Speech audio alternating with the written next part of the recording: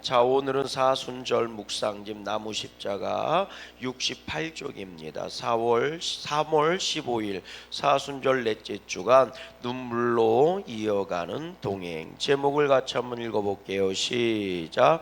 혼자 있지 않을 거예요. 윤홍식 목사님께서 묵상하신 글이고요. 윤홍식 목사님은 이천에서 목회를 하고 계십니다.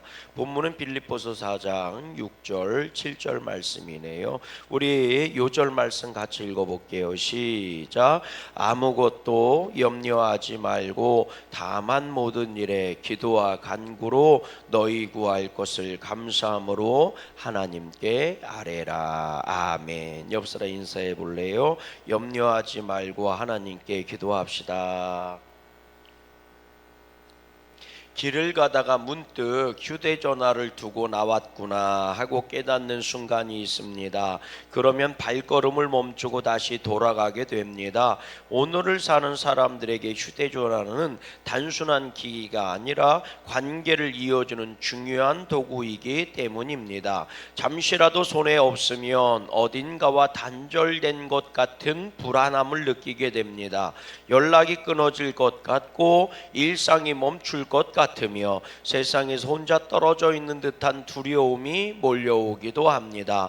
배터리가 줄어드는 것만으로도 마음이 조급해지는 이유가 여기에 있습니다. 사람이 느끼는 깊은 불안과 염려의 뿌리는 결국 관계의 단절에서 비롯됩니다. 하나님과의 관계가 멀어졌다고 느낄 때 우리는 마치 고아처럼 이 세상에 홀로 버려진 것 같은 두려움에 사로잡히게 됩니다. 그 두려움은 마음의 평안을 빼앗고 혼자라는 생각은 삶의 중심을 흔들어 놓습니다. 그래서 우리는 관계를 붙잡으려 애쓰며 살아갑니다. 아멘. 요즘 핸드폰 불안증이라는 게 있대요. 핸드폰이 없으면 불안해한다는 거죠. 그렇다고 어디서 무슨 급한 전화가 올 것도 없고 뭐 대단한 무슨 일이 있는 건 아닌데 핸드폰이 없으면 손에 없으면 불안해한다는 겁니다. 그래서 매번 찾는 게 핸드폰 찾는 일이고 그저 틈만 나면 들여다보는 게 핸드폰이고 그래서 핸드폰과의 관계가 끊어지면 인생이 마치 무슨 일이 벌어질 것처럼 근심한다는 거죠. 옆사람 인사하십시다. 나도 혹시 그런 것은 아닐까. 사람은 누군가하고 관계를 맺으며 살아갈 수밖에 없는 존재고요. 관계를 끊임없이 확인하면서 살아갈 수밖에 없어요. 그러다 보니 과도하게 관계에 집착을 해서 그 관계가 마치 어떻게 될 것처럼 불안해하는, 그래서 잘못된 집착증으로 나올 때도 참 많이 있습니다. 관계가 건강해야 되는데 관계가 집착이 되어 버리는 거지요. 그래서 끊임없이 관계를 확인하려고 하는 겁니다. 그것 때문에 결국은 자존감을 잃어버리게 되고 자꾸 무엇인가에 의지할 수밖에 없는 존재가 돼버리거든요. 여러분, 그거 건강한 모습이 아닙니다. 사람은요, 관계를 맺을 때 우위적으로의 관계를 잘 맺어야 돼요. 인간관계를 들여다보면 쉽게 얘기하면 내가 의지하거나 혹은 존경하거나 내가 따라가고 싶거나 이런 스승과의 관계가 있어요. 인생이 당신 내 선생님입니다. 이렇게 얘기하지 않아도 내가 본받고 싶은 사람이 있잖아요. 우리가 교회에서도 보면 믿음을 본받고 싶어 하는 사람이 있습니다. 그래서 그 사람이 했던 신앙의 행위, 그 사람이 했던 거 그대로 따라 배우고 싶고 해보고 싶고 이렇게 배움의 관계가 있거든요. 이런 관계가 건강한 사람이 행복한 사람인 줄로 믿어요. 교만한 사람은 자기 외에 아무도 없거든요. 그러나 겸손한 사람은 무엇인가 배우려고 하고 무엇인가 따라가려고 하고 하는 거거든요.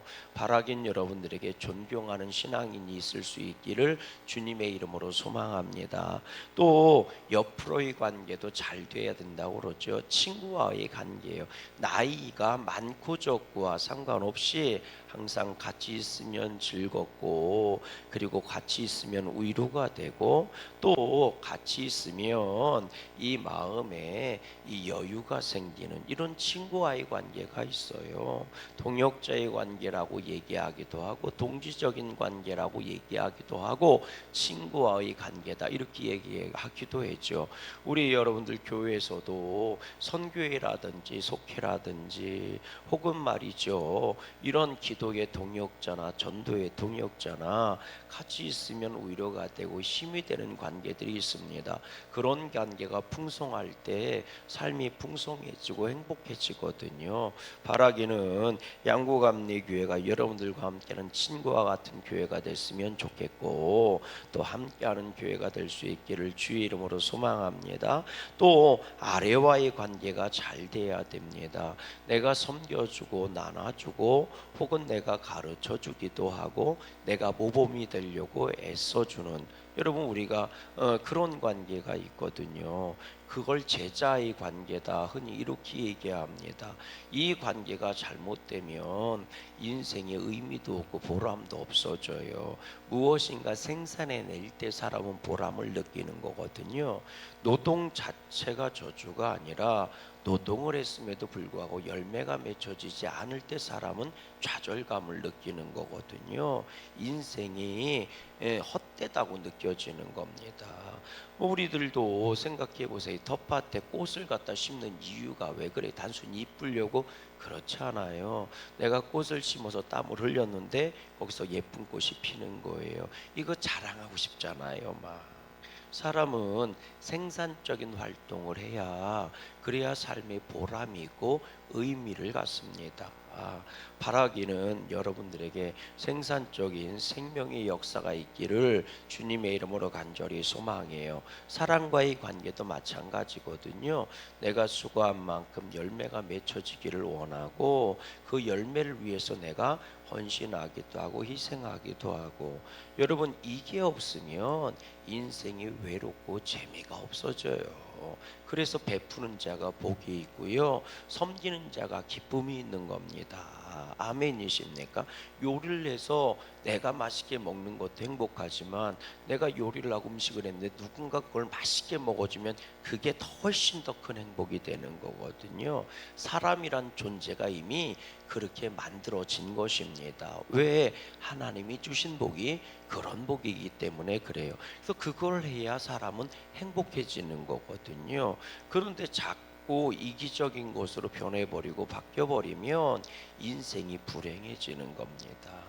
결국은 관계가 내 행복이나 축복을 온전히 만들어가는 거지요. 바라기는 여러분들에게 행복한 관계, 축복의 관계가 많아질 수 있기를 주님의 이름으로 소망합니다. 이런 맥락에서 기도는 하나님과의 관계가 여전히 이어지고 있다는 가장 분명한 증거입니다. 우리가 기도할 때 눈에 보이지 않지만 하나님께서 곁에 계신다는 평안을 경험하게 됩니다. 주님이 함께하고 계신다는 사실이 마음 깊은 곳에 다시 새겨지기 때문입니다. 기도는 하나님과 단절되지 않았다는 신앙의 고백이며 동행의 자리로 우리를 다시 불러들이는 통로입니다. 사람과 사람 사이에는 통신망과 기지국의 연결을 돕고, 하늘에는 수많은 위성이 그 신호를 이어줍니다. 이처럼 하나님과 우리 사이에는 예수 그리스도가 계십니다. 예수님을 통해 우리는 하나님께 나아가고, 하나님의 평강은 그리스도 예수 안에서 우리의 마음과 생각을 지켜주십니다. 그러므로 성경은 모든 일에 기도와 간구로 감사함으로 하나님께 아뢰라고 권면합니다. 여러분, 기도가 왜 중요하냐? 기도는 하나님과 나의 관계가 여전히 살아있음을 증명해 주기 때문에 그래요. 모든 관계 중에서 주님과의 관계가 가장 복된 관계고 가장 먼저 회복되어져야 될 관계인 줄로 믿습니다. 여러분 잘 생각해 보세요. 주님은 우리의 모델이 되시고 나의 스승이 되시는 줄로 믿습니다. 주님은 나의 친구가 되주시는 줄로 믿어요. 그리고 우리는 주님의 이름으로 심고 주님의 이름으로 섬기는 줄로 믿습니다. 그래서 기도를 할 때 주님이 뭐라고 말씀하셨느냐? 내 이름으로 기도하라는 거예요. 내 이름으로 기도하라는 게 뭐예요? 당신의 이름을 부르라는 거잖아요. 이름을 부를 때 드디어 관계가 시작되는 거거든요.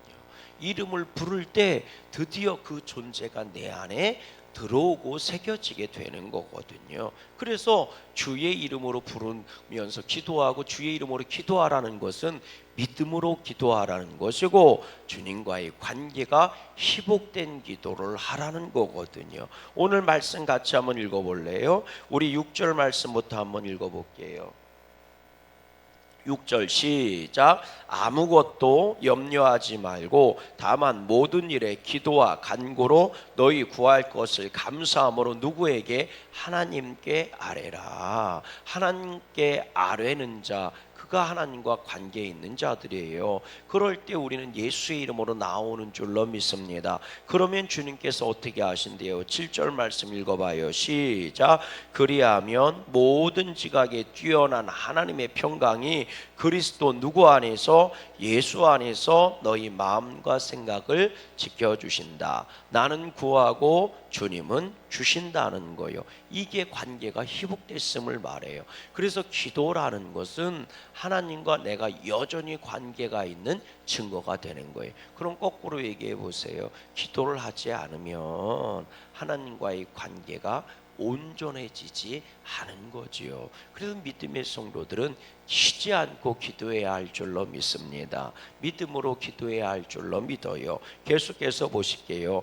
멀리 떨어져 있는 가족과 전화 한 통으로 마음의 거리를 좁히듯, 외국에 있는 지인과 통화하며 친밀감을 이어가듯, 얼굴을 보며 이야기할 때 안심이 찾아오듯 하나님과의 관계도 그렇게 이어집니다. 기도는 멀리 계신 하나님을 가까이 모시는 행위이며 일상 속에서 주님과 동행하는 믿음의 방식입니다. 바울은 이렇게 약속합니다. 우리가 모든 일을 감사함으로 하나님께 아뢰일 때 모든 지각에 뛰어난 하나님의 평강이 그리스도 예수 안에서 우리의 마음과 생각을 지키실 것이라고 말합니다.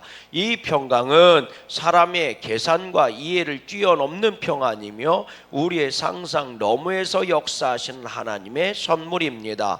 기도할 때 근심과 염려가 사라질 뿐 아니라 우리가 미처 기대하지 못했던 하나님의 평강이 마음과 생각을 붙들어 줍니다. 그때 우리는 분명히 알게 됩니다. 우리는 결코 혼자가 아니라는 사실을 말입니다. 하나님께서 우리와 함께 계시며 오늘도 동행하고 계심을 깨닫게 됩니다. 아멘. 그러니 옆 사람과 인사하십시다. 기도하십시다. 아멘. 예, 오늘 저녁부터 이제 부흥이 하는데 여러분들 7시간도 스티커 붙이는 거예요? 몰랐구나. 게시판 잘 보면 출석표 보면 붙이라고 되어 있어요.